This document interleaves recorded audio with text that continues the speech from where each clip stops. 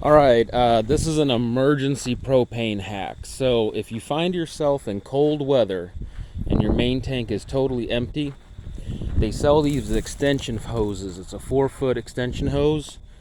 You plug one end into the propane regulator. It's got a gauge. You put the other end into the bottle. Um, I'm testing this system out here before I get bad weather, just as a backup emergency plan. And very fortunately, it works just fine. My furnace kicked on and my hot water heater kicked on. So the reason I had to find a solution for this is last year we couldn't get propane delivery on a timely manner, and I ended up running out. And so I was frantically trying to find one of these hoses, which I had to order online because they don't sell them everywhere. But it's basically just an extension hose. It's got the threaded end here, and then it's got the female end here, and this is a 7/8 hex fitting.